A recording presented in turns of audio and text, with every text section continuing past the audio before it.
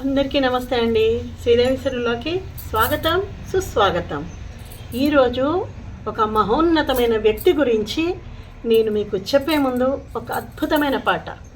ఒకటే జననం, ఒకటే మరణం, ఒకటే గమనం, ఒకటే గమ్యం, గెలుపు పొందే వరకు అలుపు లేదు మనకు. బ్రతుకు అంటే గెలుపు, గెలుపు కొరకే బ్రతుకు కదా. ఈ పాటలో ఎంత అర్థం ఉందో ఆలోచించండి. ఎన్ని ఒడిదుడుకులు రానివ్వండి, ఎన్ని కష్టసుఖాలు రానివ్వండి, ఎంతమంది అవహేళన చేయనివ్వండి, డెస్టినేషన్ చేరుకోవడానికి ఖచ్చితంగా మన తలరాత మనమే మార్చుకోవాలి. అలా మార్చుకున్న మహానుభావులు ఎంతోమంది ఉన్నారు మన దేశం మీద. అలాంటి మహానుభావుల్లో ఒక మహోన్నతమైన వ్యక్తిత్వం ఉన్న వ్యక్తి, అజాత శత్రువు మన రాష్ట్రపతి అబ్దుల్ కలాం గారు కదా. అంటే ఎక్స్ రాష్ట్రపతి అబ్దుల్ కలాం గారు. ఆయన గురించి నాకు తెలిసినంత విజ్ఞానంలో తప్పకుండా మీకు చెప్పే ప్రయత్నం నేను చేస్తాను. కంపల్సరీ. అంటే నాకు చివరికి మన మాతృభాష కూడా మర్చిపోయే దుస్థితి పట్టింది ఇప్పటి జనరేషన్కి. తర్వాత పిల్లలేంటి, ఒక విధంగా అయితే నాకు ఈ నుండి కూడా అక్షరాలు కూడా ఒక వీడియో చేయాలని నాకుంది. మాతృభాష గొప్పదనం కానీ ఏది కానీ మీకు చెప్పాలని ఉంది. మాతృభూమి గొప్పదనం, మాతృభాష గొప్పదనం చెప్పడానికి ఎంతోమంది మహనీయులు మన గడ్డ మీద పుట్టారు. ఇంకా ఇప్పుడు జీవించిన వాళ్ళు కూడా చాలా చెప్తున్నారు. నాకు కూడా ఇలాంటి మీకు అందరికీ నాకున్న చిన్ని ప్రపంచంలో మీతో పాటు పంచుకోవాలని ఉంది. ఆ మహోన్నతమైన వ్యక్తి గురించి నేను చెప్పే అవకాశం నాకు వస్తుందని యూట్యూబ్ ద్వారా నేను అనుకోలేదు. కాబట్టి ఆ యూట్యూబ్ వారికి కూడా ప్రత్యేక కృతజ్ఞతలు తెలుపుకుంటున్నాను. నేను తప్పకుండా ప్రతి అక్షరం మొదలకుండా వినండి. ఒక మహానుభావుడి గురించి తెలుసుకోవాలంటే ప్రతి అక్షరం వింటేనే ఆయన వ్యక్తిత్వం గురించి మనకు అర్థమవుతుంది.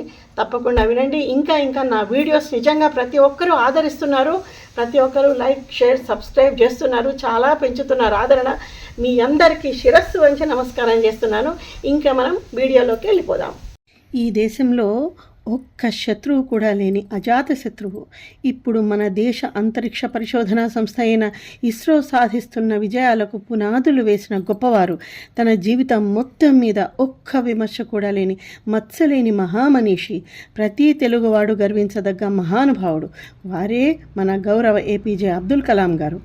పేదరికంలో పుట్టిన కలాం గారు దేశ ప్రథమ పౌరుడిగా ఎలా ఎదిగారు, ఒక గొప్ప నాయకుడిగా, శాస్త్రవేత్తగా, గొప్ప వక్తగా, ఎనలేని సేవలు అందించిన నాయకుడిగా, రామేశ్వరం నుండి రాష్ట్రపతి వరకు సాగిన వారి జీవితం ఈ వీడియోలో తెలుసుకుందాం. తప్పకుండా ఈ వీడియో వినండి. లైక్, షేర్, సబ్స్క్రైబ్ అస్సలు మర్చిపోవద్దండి.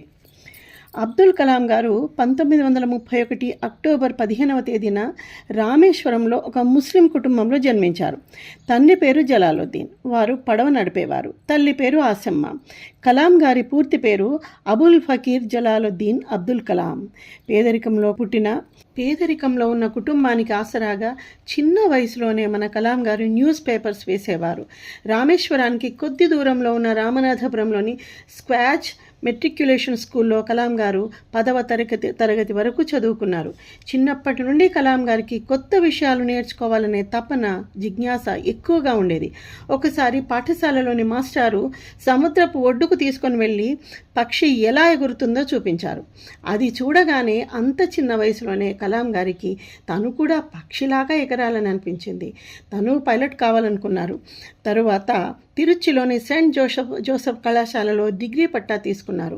పైలట్ కావాలన్న తన కోరికను నిజం చేసుకోవడానికి మెడ్రాస్లోని MITలో చేరాలనుకున్నారు. అయితే ఆ ఇన్స్టిట్యూట్లో చేరడానికి 1000 రూపాయలు ఫీ కట్టాలి. అప్పుడు వారి అక్కయ్య గారు తన చేతి గాజులు తాకట్టు పెట్టి కలాం గారు ఫీజు కట్టారు. తను బాగా ఎదగాలని, తన కుటుంబ సభ్యులు పడుతున్న శ్రమను చూసి కలాం గారు ఎంతో చలించిపోయారు. చివరకు స్కాలర్షిప్ సహాయంతో MITలో ఏరోస్పేస్ ఇంజనీరింగ్ పూర్తి చేశారు. ఏరోనాటిక్ ప్రవేశ పరీక్షలో 8 ఉద్యోగాలు ఉంటే తనకు 9వ స్థానం రావడం వల్ల త్రుటిలో తనకు పైలట్ అయ్యే అవకాశం తప్పిపోయింది.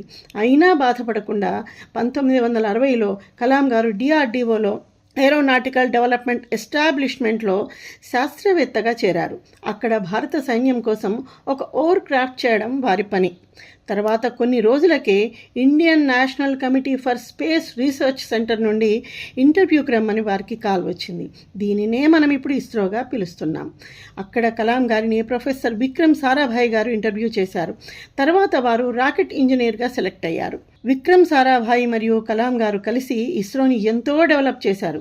ఈ క్రమంలో 6 నెలలు రాకెట్ లాంచింగ్ విషయాలపైన పట్టు విజ్ఞానం సాధించడానికి అమెరికాలోని నాసాకు వెళ్లే అవకాశం మన కలాం గారికి దక్కింది.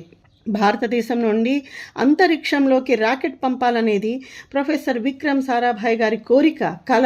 ట్రైనింగ్ పూర్తి అయి వచ్చిన తర్వాత సారాభాయ్ గారు, సతీష్ ధవన్ గారు, కలాం గారు కలిసి రోహిణి అనే శాటిలైట్ని అంతరిక్షంలోకి పంపడానికి SLV-3 అనే రాకెట్ని అభివృద్ధి చేశారు.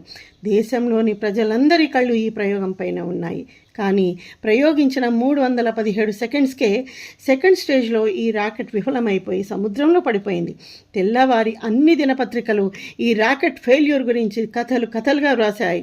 అయినా కలాం గారు ఏమాత్రం విమర్శలకు భయపడలేదు, నిరుత్సాహపడలేదు. తిరిగి 1980లో రెండవ ప్రయోగం కోసం SLV-3ని సిద్ధం చేశారు.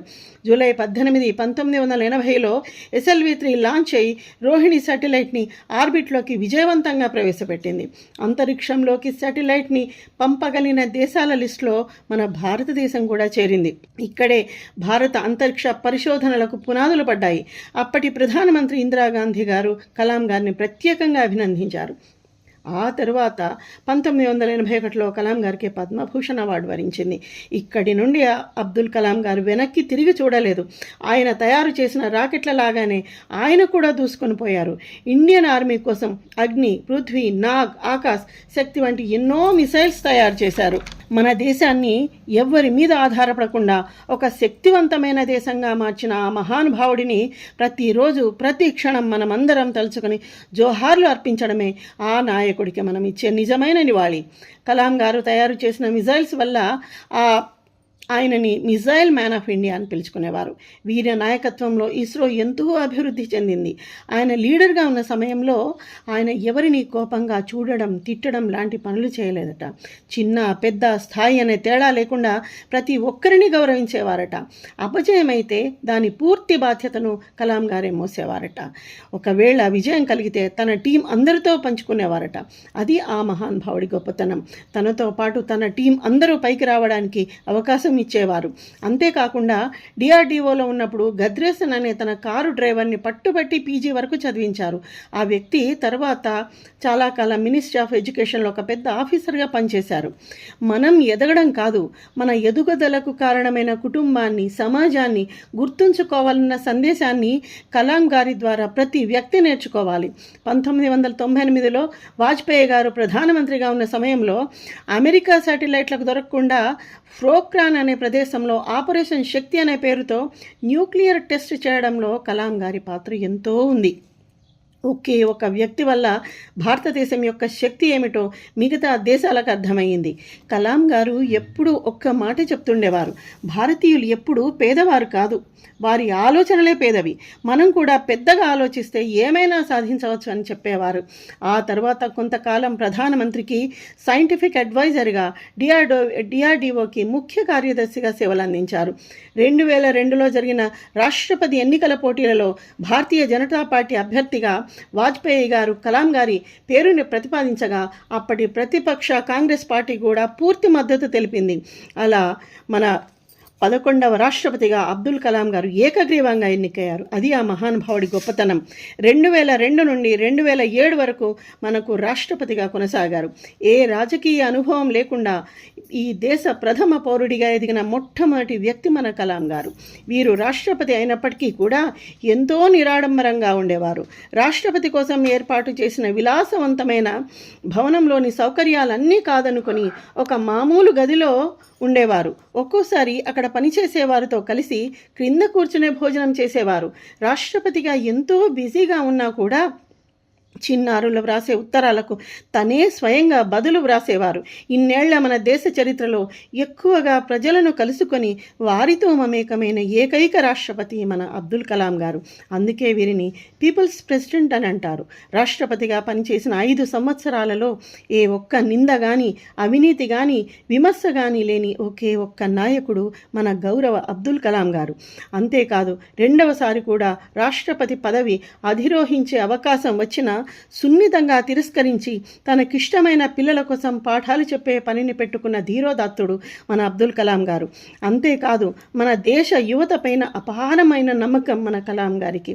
అందుకే విశ్రాంతి అనేదే తీసుకోకుండా ఎన్నో పాఠశాలలు, కాలేజీలకు వెళ్ళి వేల మంది విద్యార్థులకు మార్గనిర్దేశం చేసిన మహానుభావుడు మన కలాం గారు. అంతేకాకుండా పూరా అనే ట్రస్ట్ని స్థాపించి గ్రామీణ ప్రాంతాల అభివృద్ధి కోసం తనకొచ్చిన ఆదాయాన్ని అంతా ఇచ్చేసేవారు. అబ్దుల్ కలాం గారు వివాహం కూడా చేసుకోలేదు. ఈ దేశమంతా ఆయన కుటుంబమే. అంతేకాదు, వైద్య రంగంలో పోలియో టీకాల కోసం చిన్న పరికరాల తయారీలో ఎంతో కృషి చేశారు.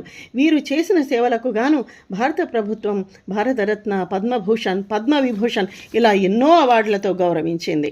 ఇలా తన దేశానికి ఎన్నో సేవలు అందిస్తూనే 2005 మే 25న కలాం గారు స్విట్జర్లాండ్ని పర్యటించారు. ఆ రోజు ఆ దేశ ప్రభుత్వం వారి రాకను గౌరవించి ఏకంగా మే 26వ తేదీని సైన్స్ డేగా ప్రకటించింది.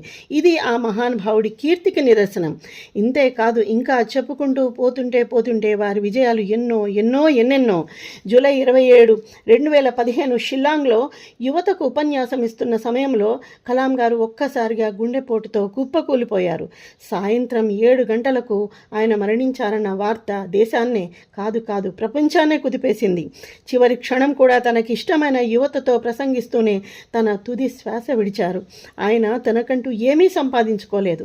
వారు మరణించే నాటికి వారి వద్ద ఉన్నవి 6 చొక్కాలు, 4 ప్యాంట్లు, 2500 పుస్తకాలు, ఆయనకు వచ్చిన ఎన్నో అవార్డులు. ఇవే మన కలాం గారు సంపాదించుకున్న ఆస్తులు. ఒక సైంటిస్ట్, ఒక రాష్ట్రపతి అయి కూడా ఆయనకంటూ ఏమీ లేదు. కానీ మన కోసం ఆయన గుర్తిగా కొన్ని అద్భుతమైన పుస్తకాలు వ్రాసి వెళ్ళిపోయారు. అందులో wings of fire, my journey, యువతకు స్ఫూర్తించే ignited minds, India 2020, turning points వంటి అద్భుతమైన పుస్తకాలు మనకు అందించిన మహానుభావుడు, మన దైవం అబ్దుల్ కలాం గారు. ప్రతి ఒక్కరూ వారి జీవితంలో తప్పకుండా చదివి ఆచరించాల్సిన పుస్తకాలవి. సమయం దొరికితే తనకిష్టమైన వీణ వాయించడం, పుస్తకాలు చదవడానికే సమయం కేటాయించేవారు. ఆయన లాంటి వక్తను, నాయకుడిని, రాష్ట్రపతిని, శాస్త్రవేత్తను కన్న మన దేశం భరతమాత చేసుకున్న పుణ్యఫలం. భౌతికంగా ఆయన మనతో పాటు లేకున్న చిన్న పిల్లల బోసి నవ్వులలో, యువత కళలలో విశ్వమున్నంత వరకు జీవించే ఉంటారు మన అబ్దుల్ కలాం గారు. ఇలాంటి మంచి వీడియోస్ కోసం, గొప్ప మహానుభావుల కోసం, మంచి మాటల కోసం, మంచి సంప్రదాయం అన్న వంటల కోసం తప్పకుండా శ్రీదేవి సిరులు చూస్తూనే ఉండండి. మళ్ళీ నేను మీ ముందుకు వస్తాను. అంతవరకు నమస్తే.